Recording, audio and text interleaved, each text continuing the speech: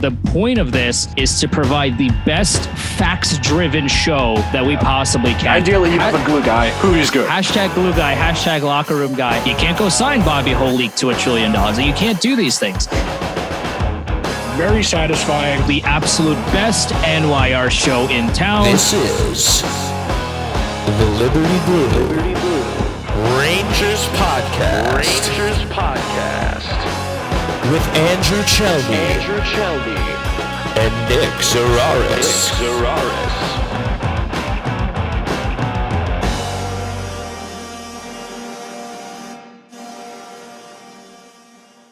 Rangers fans, welcome to the best Rangers podcast in town. I am Andrew Chelney alongside Nick Zararis, and we are Liberty Blue. We scream about the Rangers so that you can save your voice. That's how deeply we care about you, and we appreciate that you've joined us for the ride. This is episode 13, live on Twitch. We'll put the full video up on our YouTube at Liberty Blue Podcast, and the audio version will be available as an audio podcast as well. Search Liberty Blue on your favorite podcast platform, and it should be there. And if it's not, let us know, and we'll put it on there. At Liberty Blue Pod on Twitter and Instagram. I am at Chelney Andrew, Chelney Andrew, and that is Nick Zararis at Nick Zararis at Nick Zararis. Those are our personal handles to follow as well. Nick, this is another idea off of your idea tree. What have you got cooking in the oven for us today? Okay, so my brain realized that there was about a month till the NHL season started, and we do one episode a week, and there's 4 divisions in the NHL. So very conveniently, I thought of this the other day, and this is very straightforward. Each of the next 4 episodes, we're going to go through each division, each episode, talk about what the teams did in the offseason, and then one big overarching question for that team for this upcoming season. Today, we're starting in the Atlantic Division. The last episode before the season starts, that'll come out the Monday. I think the Rangers home opener is a Thursday, the 10th of October against Tampa Bay. So we will have the Metropolitan Division episode for you guys that week right before the season starts. So we're starting with the Atlantic today. The rundown, I have it in order of how they finished last year, I think. Yeah, I have it in the order of how they finished last year, which is a little interesting because I'm going to throw it up here on the bottom of your screen here. I was looking at the odds earlier, and Toronto favored to win the division. I was a little surprised to see, considering how good Florida was last year. Florida, obviously, 122 points. They had a bit of a roster reconstruction, and that's going to be the really interesting thing when we talk about them right now is change for the sake of change a good thing? Because to some degree, that kind of feels like what Florida did. They lost 2 years in a row in the playoffs to Tampa Bay and said, okay, we can't just run it back again. Because Jonathan Huberdeau and Mackenzie Weegar, very good hockey players. I just traded him. And Matthew Tkachuk is a very good hockey player. Don't get me wrong.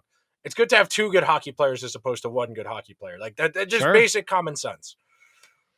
The one thing that kind of, I don't want to say scares me about Florida, but for their thought process, and they couldn't think this, ahead of time, but with Anthony Duclair going out for, I believe, the full season with an ACL tear, their wing depth is kind of non-existent. Like, if you go to dailyfaceoff.com and you see their projected lineup, they have Rudolph's Balcers right now as their second line left wing.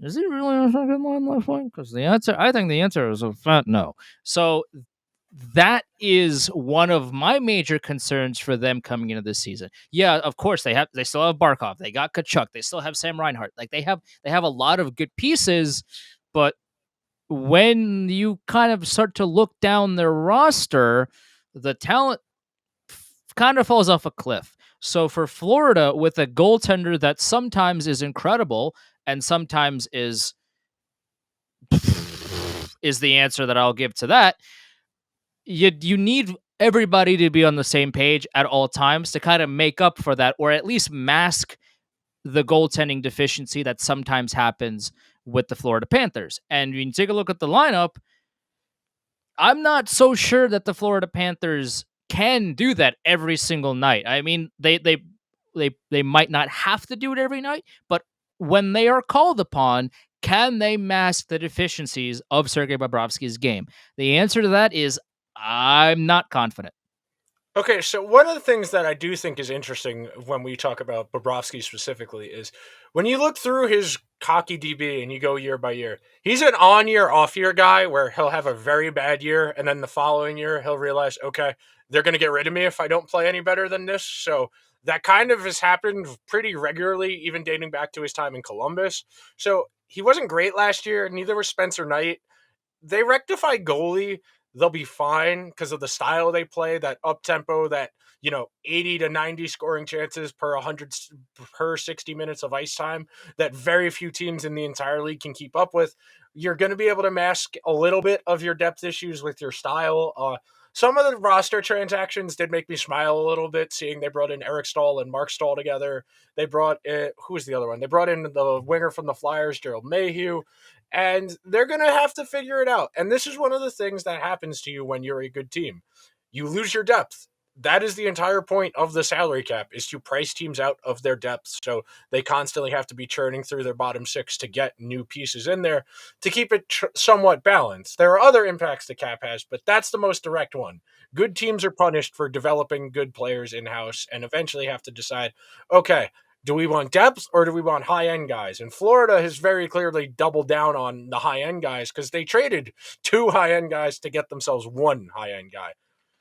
And you traded away Mackenzie Weegar to do it. And I've mentioned it before, and I'll say it again. Mackenzie Weegar is not just a throw-in to this deal. He's a first-pair dude. Mackenzie Weegar is an incredible defenseman, and you lose that, and that really thins out your deep depth because, okay, now you have to play Radko Gudas on top 4. Now you have to have somebody like Gustav Forsling or is Mark Stahl really going to play top 4 minutes for this Florida team? Like, I wouldn't, I'm not very on board with that idea, let's just say. So now, you don't really fix that hole that you've created on the back end, but you're expecting it to just run it back with no issues. I don't see. I guess the Florida Panthers, I just don't see eye to eye on what the overall roster construction looks like, because they traded away a top 4 and arguably a top 2 defenseman and didn't get anybody else. So, what are you going to do about that huge pothole in the front of your yard? Are you just going to avoid it? You just going to pretend it doesn't exist? Like, it's there, whether you like to pretend that it's not. I mean, you're going to fall into it eventually. And the last part of this, and it speaks very specifically to the idea of just change for the sake of change, they got rid of Andrew Brunette, who was pretty good for them last year on an interim basis after Joe Quenneville was dismissed. And they brought in Paul Maurice, who... A guy. One of the many hockey men. One of the 40 white guys who's going to be rotated through the 32 NHL franchises forever. A very okay tenure in Winnipeg. 2 very high highs where they went to the conference final once, and everybody predicted they would probably be a cup favorite the next year, and then they lost in the first round the following season. And the room got so bad in Winnipeg last year that Paul Maurice said, okay, I'm done. I just can't do this anymore. This is affecting my life, how bad things are going here in Winnipeg. So I'm very curious to see if they're going to maintain that high-flying style they played the last 2 years with all those high-end guys trying to score off of the rush, or if they're going to play a little bit more of that Paul Maurice, okay, this is a tie game with 10 minutes left. Let's get to overtime, get our loser point at least, and then see what happens in the shootout. Because Winnipeg, horrendous defensively, after Byfuglien leaves, after Trouba leaves, as the good pieces on that team left, the defense on that team deteriorated very rapidly. If everybody remembers when they went to play Edmonton in the first round of the playoffs last year in the 56-game season, Edmonton was a unanimous pick pretty much across the board by everybody because the Oilers outscored them something like 19-5 in their 4 regular season games, some ludicrous goal differential. I know they played 7 times in the regular season. It was something along the lines of like 4 Edmonton goals for every 1 Winnipeg goal. I'm very curious to see how Paul Maurice is going to translate to this Panthers team that still has considerable talent. We said Barkov, we said Kachuk. There's a lot of talent on this roster. And for a team like Florida, it's going to come down to, can you stay healthy long enough and get into the playoffs and avoid Tampa as long as possible? I questioned the Paul Maurice decision when it happened, and I'm just still kind of unclear as to what the franchise is thinking by doing this. Yeah. He's a guy.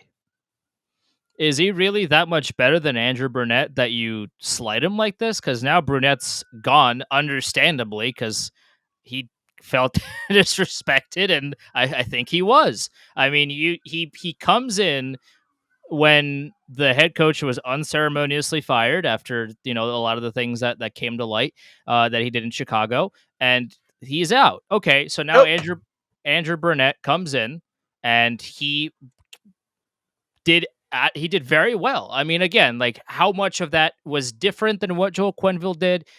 Who's to say? We're not in the locker room. We're not at the practices, so we don't know. But the fact of the matter is that Andrew Burnett had a long time, basically, to either change the style to what he preferred or to tweak things as he went along. And it went well. They made it, decently far in the playoffs. Could you say that they underperformed a little bit? Sure. The argument is there, but to replace Andrew Burnett with a guy who has been in this league for feels like 75 years at this point. I know he's not 75, but to me he might as well be, because he's been coaching for such a long time. But like, what has he done? What has Paul Maurice done to say, okay, I clearly deserve this position more than Andrew Burnett? And I can't tell you what the answer is. I don't know. It because he coached for longer? So what? Who cares? That to me is another question mark, and we have to move on to a different team here. But like that, there's a lot of question marks about the Florida Panthers, and I don't see what any of the answers are. Florida's going to be very interesting. Andrew Brunette, I think, will be the Devils head coach by February, because he got hired for Lindy Ruff's staff. I think if the Devils get off to a slow start, I could very easily see him being head coach of the Devils in short order. Sure. So moving right along here, number 2, I just wrote Groundhog Day. I didn't even write a question mark, because that's what the Leafs do. Every offseason, they reconfigure the goalie, they reconfigure the bottom 6, they reconfigure the third pair, and we sit around and wait, because the regular season doesn't really matter. They've been a good regular season team now for 6-7 years now. They've made the playoffs pretty consistently since Austin Matthews came to that organization, and now for them, it's a matter of playoff success, regular season success. Even if they won a President's Trophy, that's not really going to move the needle a lot for them. And it's fascinating that they went the route of saying, okay, we need to clear money from our books somehow. Let's roll the dice on Matt Murray and Ilya Samsonov. Very interesting priorities, because they gave Cal Yarncroc a reasonable extension. I think they gave him something like $3.5 million a year, something like that, as the third line center. Okay, that's a little pricey, but you can swallow that. Zach Aston Reese on a PTO, that's a pretty good move. I like that. That's somebody I would have liked the Rangers to be interested in. Victor Mete is in there. Adam Gaudette's in there. They brought in a bunch of periphery guys to see who could slide in certain situations. But ultimately for the Leafs, until they win a playoff series, we're all going to have the same opinion. They're going to be very good in the regular season. Austin Matthews will probably push 60 goals again. And we'll have to wait and see what happens in March and April, because the regular season doesn't really matter for them anymore. We talked about this last week. I mean, the thing about Connor McDavid that makes him the better overall player than Austin Matthews is that Connor McDavid essentially dragged Leon Draisaitl, a man who cannot play defense to save his life, Ryan Nugent-Hopkins, and Mike Smith to the conference finals. Right? Like, you take a look at the roster, like, yeah, I mean, there's some good pieces here and there. Like, Zach Hyman was good. Like I said, Nuge was good. Leon Draisaitl can't guard a lawn chair, but like Connor McDavid essentially was the driving force of that team, and he took him to the conference finals with a goaltender that could not stop a beach ball if his life were dependent on it. So Austin Matthews, and I'm not blaming it on him. Like, again, there's so many different factors that go into winning a playoff series. Your team has to show up to win a playoff series. Even if you're Connor McDavid, if nobody else shows up, you're not on the ice 60 minutes a game, somebody else has to show up at some time in order for you to win games in the playoffs, like, for sure. The Leafs still haven't won a playoff series since 2004. So, okay.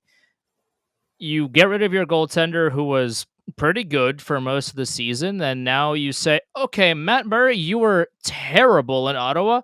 You were not great in Pittsburgh following the Cup wins. You weren't necessarily the lead role of, like he played well during the Cup runs, but the Penguins didn't win because of his goaltending. There's like I feel like that's not a hot take to say. So No, okay. that's reasonable. So you weren't the number one reason the Penguins won the Cup. You were atrocious in Ottawa, but again, I mean, the whole team was not good, but you didn't help. You got sent down to the minors because you were so bad, and now you're going to be the starting goalie for the Toronto Maple Leafs.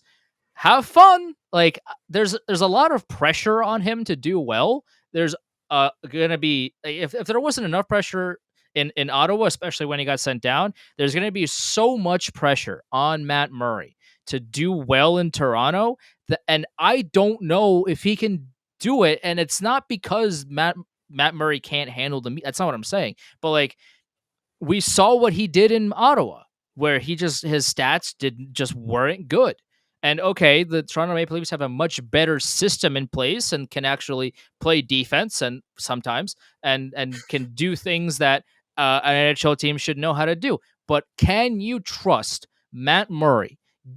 Game 7, you put Matt Murray out there, seeing what you saw in Ottawa and also towards the tail end in Pittsburgh. Can you trust him to make a save? And right now, the answer is no. But maybe he shows up to Toronto and has an incredible season. We don't know. We can always speculate. Ilya Samsonov should be a decent backup for him. And can Ilya Samsonov be the starter if Matt Murray can't be the starter? I don't know the answer to that. He had multiple chances in Washington to take the starting role, and he never did that really there either. So it just seems like every single year we ask, is Toronto's goaltending good enough? And the answer year in and year out is, I don't know. And once again, in 2022, heading into next season, is the Toronto goaltending situation good enough? The answer is, I don't know. This might be it for that entire brain trust up there. Between Sheldon Keefe and Kyle Dubas, I really do think that if they go out in the first round again, that they're not going to be able to withstand it again just because they haven't been willing to try and shake things up. And for the record, I wouldn't have either. The only one of those four I would want to move is Tavares, and Tavares has a full no move, and he gets paid too much, where it would be too difficult to move him. So I understand why they have stuck to this roster construction. I probably would have rather tried to keep Jack Campbell as opposed to signing Cale Jornkrok as a premium third liner and tried to find money somewhere else, whether that's trading Rasmus Sandin instead of keeping him and using Liljegren in that spot. There was a way they could have made the math work to keep Jack Campbell in Toronto. He was very good for them for about 55 games last year, and then his hip started bothering him. He tried playing through that hip injury, and he wasn't really that good. They hung around in that playoff series. They probably should have beaten Tampa Bay, who we're about to talk about in a second here, but the playoffs are what matter. When you consistently make the playoffs over and over again, until you break through that glass ceiling, that's what you're going to be defined by. Fair or not, that's the way sports work. They were great in the regular season, and in the first round, again, they lost. Yeah. That's been the Leafs MO for years. So what year are we talking about? Who knows? No one knows, because this has been the same story for 20 years now, pretty much, of just like, they'll get there. They were good. Everybody gets their hopes up. Like, hey, this is the year. This is the year they finally win a playoff series. And then again, year after year, they don't.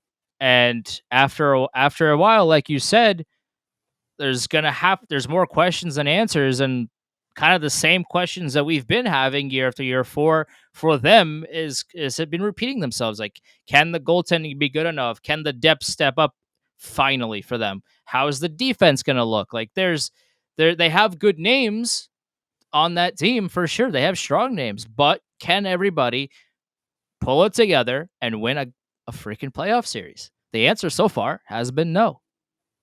Okay, so naturally, we're moving right along here. Tampa Bay, at this point, aren't you guys kind of bored? Like, you still going to keep doing this and keep torturing everybody else? Like, they locked up a bunch of guys. They locked up Chernak. They locked up Sergachev. They kept, that's basically where all of their kind of flexibility went this offseason, was extending guys they already had. They traded out Ryan McDonough. They're going to be a little shallower on the back end. They're going to continue having basically the closest thing you can have to an AHL goalie as a backup as much as you can. And they'll be fine. They'll get into the playoffs. They play a style that's conducive to playoff hockey. For them, it's just a matter of how long they can fight off Father Time. It's very hard to design a roster to go in all in for one season to go for a Stanley Cup. You're better off trying to design a roster to have multiple cracks at it. And Tampa Bay, I still feel like, is firmly within that window where if things break right for them, they have one of the best goalies in the world. They have enough high-end talent where their one power play, their top six, and some of that third line is good enough. They can give anybody a series. They were a little bit, they got outclassed against Colorado, but last year's Colorado team was a little bit of an outlier in terms of talent and depth. I'm curious to see when it starts to fall off for them. I mean, Steven Stamkos is, I think, 33 now. Hedman is almost 30, but that's still a really good team. That there really is nothing else to say. It's a really good team. The only question marks that I have right now is, like you said, they traded away Ryan McDonough. Andre Palat went to New Jersey, and they didn't quite fill those couple of holes. I mean, they got Ian Cole, who is Fine. all right, but he's, Yeah. even though Ryan McDonough is not the same player that he was with the Rangers and even early on in Tampa Bay, I still like Ryan McDonough. I still think he's a good NHL defenseman. So they didn't quite fill that, and they really didn't fill the hole that Andre Palat left. Oh, and I feel like he only left because they just did not have the money available to sign him, because the Devils did pay him well, and I'm sure he's going to do well in New Jersey. But they didn't really fix that. But again, they're like you said, their top line, their power play unit, their most of their defense, and they still have Vasi. I mean, all of that is still so good that, yeah, I mean, Palat, I think he played on the second power play unit. Like, he really drove that, that kind of that play when Stamkos and Brain Point were not on the ice, and that's gonna hurt him quite a bit. But other than that, they're still pretty much the same team, and with the rise, with the meteoric rise to success that Ross Colton has had, where he's kind of been this energy spark, and he's done everything that the Lightning have needed him to do. And again, another homegrown product, right? They drafted him. He played in Syracuse for a while, and then now he's up in the big leagues, and he's doing good things there. So they still have a lot of good pieces. They brought in Rangers legend and former Lightning legend Vladimir Mestikov. He's going to do good things for them in the bottom six. They're still a really solid team. It's just you lost Palat, and you didn't quite fill that gap. So there might be a little dip in offensive powerhousing, I guess, if you can make powerhouse offensive production. Yeah, if you can make powerhouse a verb, sure, go for it. Why not? But they're still going to be a really good team. It's just a matter of, when they need a goal, can they rely on not their first line to do it? Can they rely on can they rely on their bottom six to pick up the pace a little bit in the scoring production? That's kind of my only question. But they're still the Lightning. They still got Vasilevsky. They're going to be fine. And they got John Cooper, which doesn't hurt either. Yeah, absolutely. Okay, moving right along. This one is interesting because I titled this question, do we still do greatest hits albums in 2022? Because people don't put out greatest hits albums anymore unless they're like a classic rock band doing like 40-year remasters of a classic rock album. And that's basically what the Bruins are doing here. They brought David Krejci back he played the last year in Europe. Patrice Bergeron, one more year. Marchand and McAvoy will both start the year on injured reserve, both coming off of major offseason surgeries. New coach, sure, let's see what happens. I think the Bruins will be fine, but this roster just keeps getting older, especially no Marchand, who's been one of the best wingers in the entire sport for the first couple of months, and no McAvoy. I think no McAvoy for the first month or two is really going to hurt them because Hampus Lindholm is fine. He's not a play in all situations guy like McAvoy is. We both had him ranked in the top 10 players in the entire league last week when we did our top 20 players episode. So just they're going to be a very top-heavy team again, like they were last year. And they're probably a fringe playoff team, but I don't know if they can be anything more than that at this point with the versions of the guys they have. I think they'll still make it. McAvoy, I would imagine, is going to come back sooner rather than later. I mean, he's not going to be available for a while, but I do think that the Bruins, they might struggle early on, but I Yeah. feel like once they get their sea legs under them and once their best players come out of injury reserve, they'll pick it up, and I think they will make the playoffs. And Pavel Zacha, I think, is a great player. I think for what he does and what kind of space that he has to work with, I think he operates in that space very well. I like how he plays. I think he's a very smart player. He knows what to do when he has the puck, when he doesn't have the puck. Like when you slot him into the top That's six, a smart gamble. That's a he's smart gamble. absolutely. He's somebody that can play in all situations, and the Devils fans that have watched him, they know that they lost a good player here. And for Boston to get him, it's definitely worth worth a try for them. Yeah, are they a cup favorite? I would imagine the answer is no. But are they a playoff team? I would put a good amount of money on them making the playoffs. Would I put everything on it? Probably not. But they still have Bergeron. Yeah, he's still not young. He's still not 25. He's not going to be 25 again. But they brought back David Krejci, who to my understanding, didn't lose a step in Czech Republic. He just wanted to go home. He wanted to play there for a little bit, but now he's back. So to me, they obviously watched him play. They obviously still feel like he can play in a top six role. So this is the last lap. This is it, because Patrice Bergeron has been kind of toying with the idea of retirement. David Krejci is back after playing at home. If Bergeron goes, I would imagine Krejci goes as well. Pasternak is there, but he's 1 year away from UFA. If it goes Exactly. bad this year, that is the hottest ticket at the Yep. deadline. If it goes bad this year for the Bruins, I think it would be negligence if they didn't trade him. I don't think you could defend that, because you go into next summer with no Bergeron and no Krejci, and you pitch David Pasternak, you're going to be the face of this team with McAvoy. That's it. It's them. It's Taylor Hall. That there's not a lot beyond that right now. They have really botched the draft for the last couple of years, as all my Bruins fan friends like to tell me. They have a lot of guys who are fine bottom sixers, but they don't really churn guys out. They have a similar problem to the Rangers, where people they draft don't get AHL seasoning. They get called up too early and messes with their development, and then they don't really ever reach their full potential. And the Bruins, they're very close to the precipice of a rebuild. They're one bad season away from a rebuild, because I think everybody's kind of in agreement that Bergeron and Krejci, this is probably it for them. And if Pasternak's a pending unrestricted free agent, I mean, it doesn't take a rocket scientist to figure this out.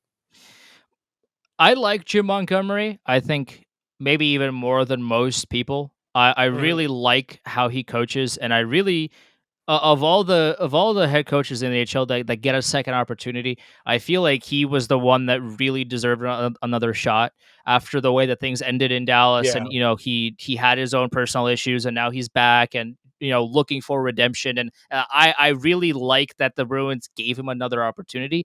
I just wish the Bruins never fired Bruce Cassidy. I will never understand that decision. Yeah, I mean, like, the Bruins underperformed in the playoffs, so you can make that argument. But like, is that really on?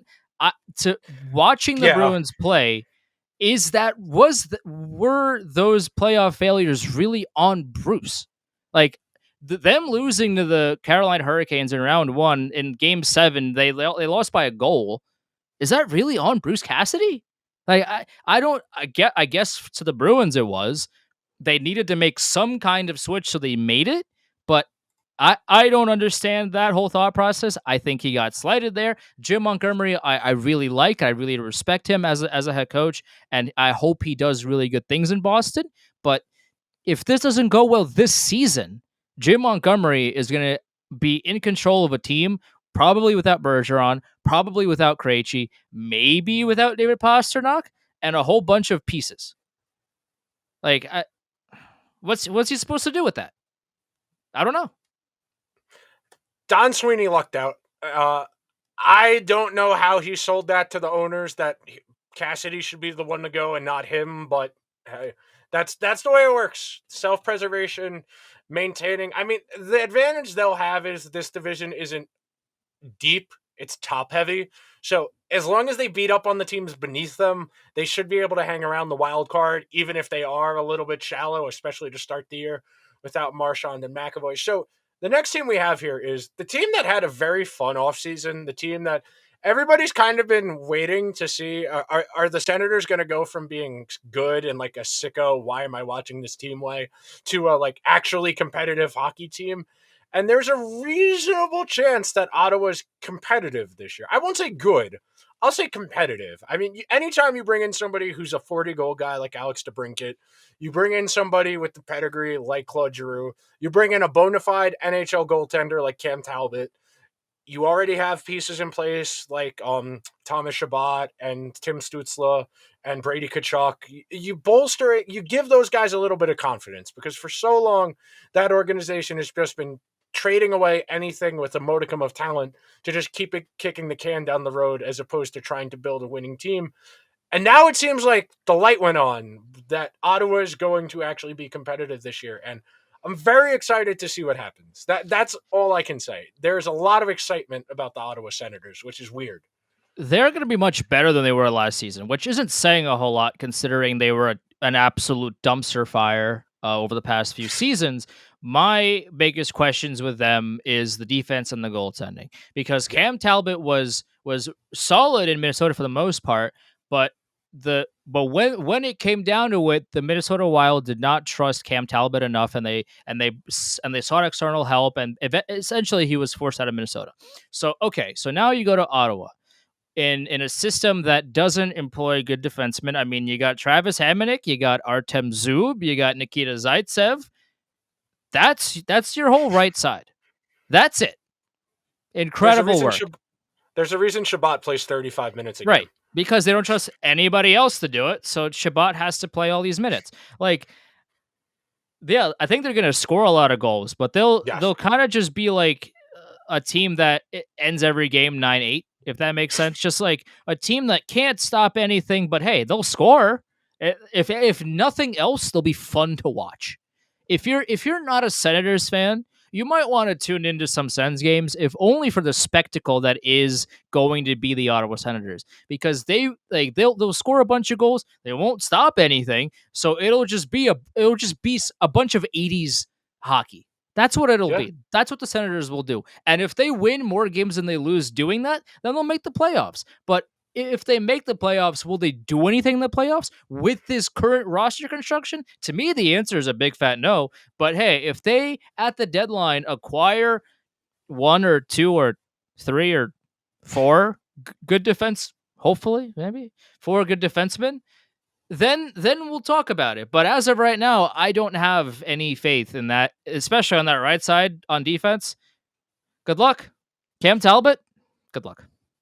The last thing I want to say about Ottawa before we move on is, for a fan base that's been like totally dejected and like basically passively protesting games for the better part of the last 5 years by just choosing not to go, that team playing in front of 8,000 people in the Ottawa suburbs, it's a very good gesture from the trust that's in charge of the team now since their last owner passed to actually be investing in the team and saying, hey, we know things haven't been great the last couple of years, but we want to put a good foot forward here and say things are going to get better. Please come out and support the team. I mean, from what I was looking at the other day, there's only a couple hundred seats left for their home opener because I saw one of my sens fans tweeting about it. And say that 5 times fast, by the way. Oh God, bro. I could barely say it twice, let alone 5. But yeah, I was talking to her about it the other day and I was like, yeah, I'll go look just out of curiosity. Yeah, there is excitement. There is a buzz about the Ottawa Senators. And for a team that I think 70 something points, 73 points in the standings last year. My notebook's over here. I reconfigured my desk, so I had to, but yeah, 73 points in the standings last year. You probably got to sniff 90-ish to be in the mix for a playoff spot. If they can just go from 75 to 85 in this one season, I think that's a success for them. I think that's where we can end the points on the Senators, but tangible progress, steps in the right direction. have a little bit of fun along the way. I think that's a reasonable goal for the Senators this year. Speaking of your setup, by the way, I still haven't had my arm set up for my camera. So if I'm looking like this direction, like that's because you're on my other screen and my camera is right here. So I'm like, Gotcha. I'm looking there, I'm looking there, I'm looking right here. I'm looking like down here for like more notes. Like there's a whole bunch of things going on. But yeah, for the Senators, I would agree. Like if they get close to That's a good playoff season. contention, that's for them. It's a good season, and anything more is a bonus for them. If they make the playoffs, it'll be fantastic. Like that's going above and beyond. If they do make it, I don't expect them to do much of anything, especially like I said with that defense, which isn't really good. But like if they just win a few more games and they get closer and closer to being a potential playoff team, and maybe even if they instead of doing a fire sale at every trade deadline, look to acquire a piece or two. If it, not maybe not even an expiring free agent, but somebody that is making a little bit too much money for some teams, and they will acquire that player and for long term, to secure them long term, as opposed to going for somebody that is expiring and can be out the door in a month from now. Maybe they do something like that if they're smart about it, which Senators haven't done much of in the past. But hey, maybe now they'll go ahead and do that. But if they win a few more games and they're knocking on the door, it's a good season. Okay. Detroit was interesting this offseason because they made moves like they think they're kind of close. But when I looked at their roster today, it didn't feel like they were particularly close. Like Andrew Kopp is like the last piece you add to a team that's one guy away.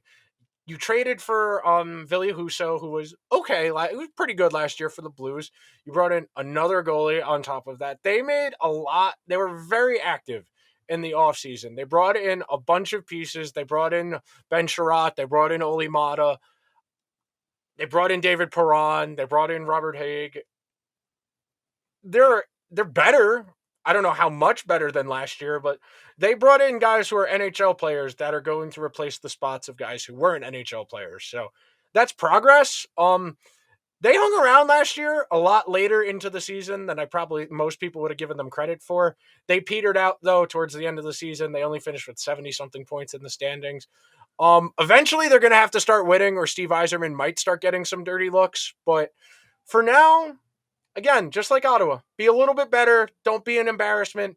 You've got two bona fide NHL goalies now. Keep playing your young guys. Hopefully, Moritz Seider keeps looking more like a Norris Trophy type of guy. You keep Dylan Larkin in the fold. There are things to be optimistic about, but again, you still need more things if you're Detroit. I don't know if you go on that kind of shopping spree with the amount of holes they still have, even after going on that shopping spree. I think Yzerman still has a very long leash, considering the fact that he took over when the Red Wings were, I don't even know like what could be worse than a dumpster fire, but like they were objectively one of, if not the worst teams in the NHL. So when you take over a team like that, the expectation is that, okay, I'm here for a while and the team will still be bad for a while, but we're going to figure it out. And through free agency and drafting and trading and, extensive time, eventually we're going to figure it out. And they're not quite there yet, but I feel like they're at least on the right path. And for Yzerman, I think like he has one of, if not the most secure jobs right now in the NHL, just because like the Red Wings knew what he was walking into when he accepted the job. They were terrible. And what is he supposed to do? Just sign everybody and hope for the best and make it to the playoffs? Like, no, he's doing it the smart way of building to the draft and acquiring assets and doing everything he can to secure long-term success for this franchise. So he's on the right path, but the questions on this roster still remain, because right now Daily Faceoff has projected, and who knows what the roster will be come the regular season and beyond. But right now, the defensive pairings on the left side are Ben Sherratt, who can't really defend, who's supposedly playing the top pair. Okay. And you got Oli Mata, who can't skate. And you got somebody named Simon Edvinsson, who, I'll be honest, I don't really know who that is. So that's their left side. And for all Who I we know, play for, Andrew? Who we play for? Simon Edvinsson, for all I know, could be a great player. Like I'd rather be honest with everybody that's watching than pretend that I know who this is. Like I legitimately have no idea who this is. So he could be very good. I don't know, but I do know that Ben Sherratt isn't very good defensively, and I do know that Ole Mata can't really skate that well. So if those two are your best two left side defensemen, you got problems, and you're going to give up a lot of opportunities to do so. And Ville Husso, can he stop a lot of those chances? Maybe. Can Alex Nedeljkovic do it? Maybe. Can they do it long enough to be a threat in the playoffs? I don't think so. But they're on the right path, and they're still a very young team for what it is. I mean, they brought in a lot of veterans. Maybe some of them will just help the young guys get along in their maturity and their development. And you bring in somebody like David Perron, and Dominic Kubalik is a young guy, but his analytics are kind of all over the place. Maybe they fix him in Detroit. Andrew Kopp wanted to go to Detroit, so now he's there. He wanted to go, so he's there now. And you still have a lot of young players on that team. And will they make the playoffs? No. Will they be closer? Yeah, probably. They definitely won't be as bad, I think, as they have been. Progress, yeah. Okay. We're moving along at a good pace. We're not meandering too much. We only have 2 teams left. We're at 50 minutes, and we started at 9 minutes in, so we're doing a good job on time. So next up, Buffalo. I'll just be honest. I just want to see Owen Power play. That's really all I care about for the Sabres this year. They had the rookie availability for they do a bunch of things with that now, where they sit them down with the media. They do the photo shoots for the trading cards. They did that last week. Kind of okay. Owen Power, I'm very excited to see play. Him, they've got Dahlin. They've still got Jeff Skinner. They've got 44-year-old Craig Anderson. It's probably not going to be pretty again, but again, they weren't as bad last year as they were the year before. Take a little bit more in that direction, like we've said for each of the last 2 teams, but keep going in the right direction. They got a little bit of goodwill based on how the end of last season went, and after they got Jack Eichel traded, there was a little bit of optimism around the organization for the first time in a little while. They feel like they finally might have the coach right in Granato, so we'll see, but I do want to watch Owen Power play. That's realistically all I have to say about the Buffalo Sabres. He's going to be very fun, and I feel like I'm a broken record here, but my concern is the goaltending. Craig Anderson is not very young anymore, unfortunately. And they have Eric Comrie now, too. And they have Eric Comrie, who is a guy. So, and again, like, I mean, no disrespect. Like, if they were sitting right next to me and we were like having drinks or like whatever, like I'm not talking about the people. I'm talking about their on ice production. Yeah. And this is not a slight to them as individuals, but if you just take a look at what they've accomplished on the ice in the NHL, I would be concerned. That's all I'm saying about that. Like, the last thing I want to, I'm not out here to like take shots at anybody in particular. Like if you this is why we're the most objective Rangers podcast in town, right? Because we take a look at what people have done on the ice, and we critique the player based on what they've done on the ice. So, is the goaltending an issue for Buffalo? Yes. Is the defense still an issue for Buffalo? Yes. I mean, it's better. It's better. They got Owen Power. They got Rasmus Dahlin. Like, they brought in Ilya Lyubushkin, who was good defensively. Like, is it better? Sure. Is it still a problem? Yes. Is their depth scoring still going to be a problem? Yes. Like, they still have problems on all sides of the ice here. So, are they going to be a playoff team? I don't think so, but they are definitely closer than they have been in a very long time. And if nothing else, then Buffalo fans should be excited about the future of this team for the first time in a very long time, maybe since the Chris Drury age, where the Sabres can really be excited for the future of their organization. That's been a long time. But like, they have a lot of young talent. They have a lot of really good young talent, and it's only a matter of time before they start to pick up the pace. Maybe they get somebody that's not Eric Comrie or Craig Anderson to play goalie. Maybe they bring in an actual defenseman to help Owen Power and Rasmus Dahlin out. Like, if they do these things, then they could be a dangerous team. Right now, they're not. But if they win a few games that they're not supposed to win, and they win the games that they are supposed to win, they could be close. Like, this is a team that I wouldn't bet my house on them making the playoffs or anything, but could they be closer than what we think they can be? Maybe, for sure. They had 75 points in the standings last year. So if they get, again, like if they can get to like 83, 84, that's progress. You just got to keep building runway. You can't have it like where it was a couple of years ago, where when Ryan O'Reilly got to the Blues, he was like, yeah, it was so bad in Buffalo, I wanted to stop playing hockey. That's how miserable I was. You got to, if you're going to have all those young guys, you draft that high, you got to have them in a good environment. You can't just have them go in and getting their doors blown off every night. The environment matters. There is a good way to lose. Constantly demoralizing victories by multiple goals to good and bad teams, that's not going to be good for anybody. That's just going to make everybody upset. You got to have, and I should have said this before with Detroit when you mentioned it briefly, they signed all of those veteran guys for that specific reason. So the young guys just aren't getting their doors blown off every single night. Even if you're not losing, still being competitive matters. It does matter to be competitive. And they brought back the great jerseys, so maybe that'll bring. They brought back the slug. They brought back the slug. The goat head. Did they bring the Buffa slug? The Buffa slug, yeah. The goat head, same thing. We're talking about the same thing. Because the slug was like that yellow thing that was around for a little bit. Just the logo, not like the color. Just the logo. Yeah. We're talking about the same thing. Don't right. worry. I mean, yeah. I mean, they I think you brought up a good point. Like they're not going to make any damage in come the playoffs, but there'll definitely be a team to look out for in the future. Granted, the Sabres don't make silly decisions, which they've been prone to. Fingers crossed, though. I mean, hey, if you're a Sabres fan, like, fingers crossed. Like, maybe this time around, the Sabres won't do stupid things that ruin the franchise. Who knows? Watch Owen Power. They might only have like one national televised game. You might have to be an ESPN Plus head and go and find the Sabres stream when they're playing a miscellaneous team. But watch some Owen Power, watch some Rasmus Dahlin.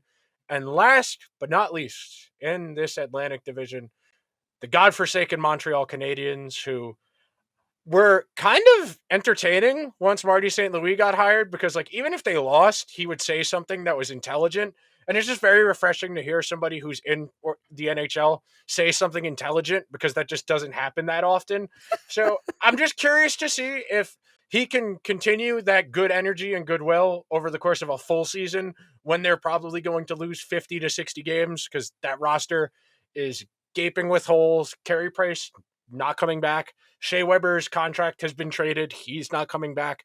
There are a few guys I'm curious to see. Jonathan Druin's been away from hockey the last couple of years, trying to get his personal life in order. He's had some mental illness struggles. So I'm very curious to see if he's going to play and how well he's going to play. I'm curious to see what Sean Monahan does in a walk year for him in Montreal. If Cole Caulfield can maintain what he did once Marty St. Louis became the coach. If Juraj Slafkovsky is going to make the team out of camp. There are some storylines here. The Canadiens aren't very talented, but there are some things that are going to be interesting about them, at the very least, this upcoming season. You would think that Juraj Slafkovsky will make the team, especially being a first overall pick. The Canadiens don't have much in the way of space available to him. Like, especially what is his natural position? Is he a right wing? Do you know? I think he's left. I'm pretty sure he's left. Okay. Well, if he's a left, and then even then, like, okay, so you have Cole Caulfield, and then you have who? Who do you have? You have Jonathan. Are you really gonna play Jonathan Druin over your first overall pick? I guess like maybe if you wanted to slow play him. If you wanted to slow play him, then you fit him in the third line. The Daily Faceoff right now has the projected third line as Dadonov, Kirby Dach, and Brendan Gallagher. If you slot Slafkovsky in there, that's a pretty good third line. You have Dach, you have Gallagher. Now you bring in Slafkovsky. The first overall pick is going to be dynamic. He's going to bring some high end talent to this team. That could be a lethal line. And then if you want to move him up, and then you have Christian Dvorak and Josh Anderson. If that's your second line and you have Slavkovsky there, then he can be the sniper on that team because Dvorak will just pass him the puck all the time, and Josh Anderson will get the puck to Dvorak with that pass it to Slavkovsky who scores. Like that's if you want to do that, then you can do that. Like the Habs have options here, but I would be like Slavkovsky would have to just not show up for him to not make the team. I feel like he's got it in the bag. It's just a matter of the Canadiens basically they're like, hey, we're not gonna like outright give you the spot because you're 18 and you're brand new to the team, but you're the first overall pick and the spot's kind of yours. All you have to do is show up and just do that and welcome aboard. Okay. Before we get out of here, predict the order for the 3 playoff spots. I won't ask you to pick the wild card, but the wild card, Boston is a wild card team, but if you had to pick the order of Florida, Tampa, and Toronto, what do you think the order is? A lot of it really hinges on goaltending, which makes this nearly impossible to predict because with Toronto, I want to say they'll finish at the top, but my concern is their goaltending. Will Matt Murray be okay? Will Ilya Samsonov be okay? I don't really know. For Florida, can Bobrovsky do well? I don't really know. Can Spencer Knight do better than he's shown? I don't really know. For Tampa, I guess the answer, like if I were to go really safe here, I would probably go Tampa, Toronto, Florida. But or maybe even just the goaltending is such a wild card for some of these teams that I don't really know, especially with Toronto. I do feel like those are the 3 teams that are going to make it. I have not a single clue as to who is going to end up where because of the goaltending, and maybe Tampa Bay is the safest pick because it's essentially the same team and they just keep going on long runs. So maybe just to make it safe, I'll have Tampa at the top. Maybe Toronto can just outscore the other team and be second, and then have Florida be number 3. I don't think Detroit's going to make it. I think Boston will be in the wild card spot. Maybe they'll even challenge Toronto or Florida for the third playoff spot. I mean, I don't know. Like Boston's definitely in the mix. After that, it would be very difficult for me to say like, Ottawa's making the wild card. Is Detroit making the wild card? Buffalo, Montreal. Like, I don't think any of them are gonna really ultimately make it. But of those 4, Tampa is really the only one that like screams playoffs to me. The other 3, they could either be second, third. They can either be second or they could like make the playoffs to the final game of the season by like a 10-9 score just because they can. Like there's really no telling. It's going to be a wild watch for sure. If you're not a fan of any of these teams, if you have means of watching them play, go watch them play because it's going to be a wild ride one way or another. Okay, really quick before we get out of here, I do want to promote Michael Russo of The Athletic wrote something today. He sat down with Brock Besser, and Brock Besser reflected on the loss of his dad. I highly encourage you, if you have the means to access it, go and read it. Take 10 minutes, and remember every time you shit talk about a hockey player to separate the person from the hockey player, because these are people who are going through very real things. One of the things that was in there was at one point Bruce Boudreau was like, you can just don't have to play hockey the rest of this year. You can go home. That's more important. Go spend time with your family. And in reality, that's what my parting shot is. It's very straightforward. They're athletes. They're also people. Just remember they're people too. Everybody's allowed to have a bad day every now and then. And don't get too hung up on the results of a game. There will be another game.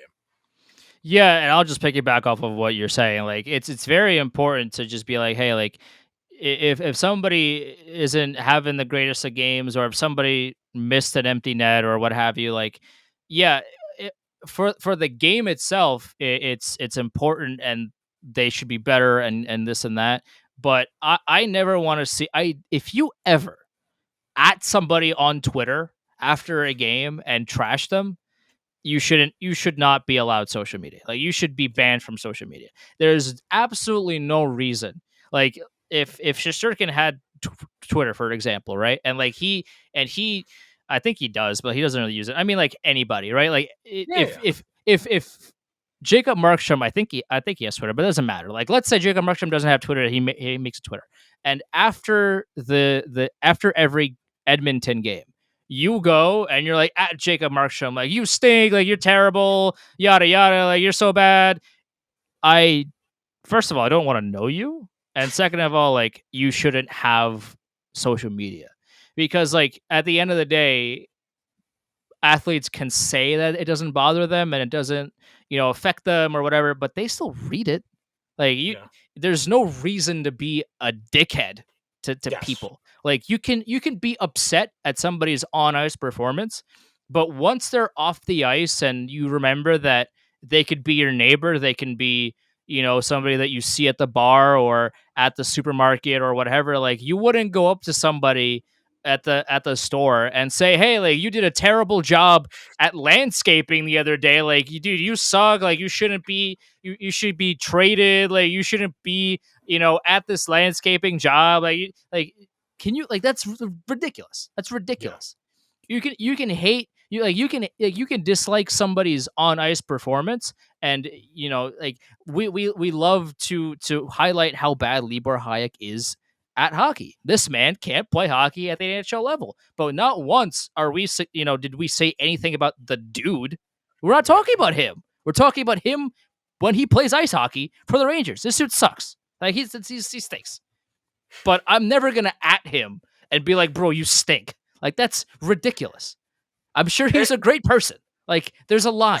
Just don't cross it. Yeah. Just be smart about it. Exactly. Full episode will be up on YouTube later tonight once I'm done editing this. Andrew will get to work on the audio. It'll be up on all your favorite audio podcasting platforms some point tonight or into tomorrow. Follow the show's Twitter. It's at Liberty Blue Pod. On Instagram, it's Liberty Blue Pod. On YouTube, it's Liberty Blue Podcast. On Twitch, it's Liberty Blue Pod. That is Andrew Chelney. His Twitter is Chelney Andrew, Chelney. My personal handle is at Nick Zararis, Cararis. Be sure to follow those. We will see you next week, and we'll probably do the Central Division because I think that's the most interesting division in hockey next week. We'll see you guys then. Have a good week. It's time to go watch more football. Later.